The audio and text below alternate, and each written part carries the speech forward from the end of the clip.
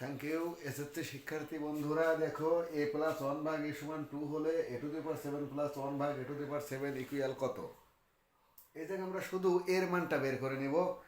এর মানটা যদি আমরা বের করে নিই তাহলে কিন্তু এটা অঙ্কটা করা সোজা হবে, নইলে কিন্তু অনেক অনেক বড় হবে। অর্থাৎ এটা করতে হবে ছোট এমসিকিউ। দেখো, আমি যদি এটা a মাইনাস ওয়ান ভাগ এর মান বের করে নিই,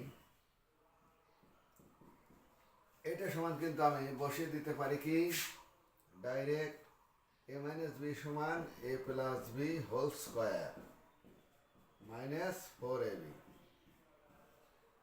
এটা কেটে গেল, এইটার মান কিন্তু 2, 2-র উপরে স্কোয়ার মাইনাস কত 4, অর্থাৎ 4 বিয়োগ 4 মানে 0। এখন খেয়াল করো যে a প্লাস ওয়ান ভাগ a ইকুয়াল 2 আর a মাইনাস ওয়ান ভাগ a ইকুয়াল কিন্তু 0।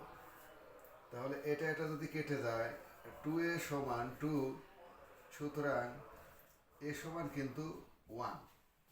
এই এর মান যদি আমরা এখানে বসিয়ে দেই তাহলে a to the power 7 plus one ভাগ a টু দি পাওয়ার 7, এটার মান তো 1, 1কে 7 করলে 1ই হয়, এখানেও তাই 1 ইকুয়াল 2 অ্যান্সার। ধন্যবাদ।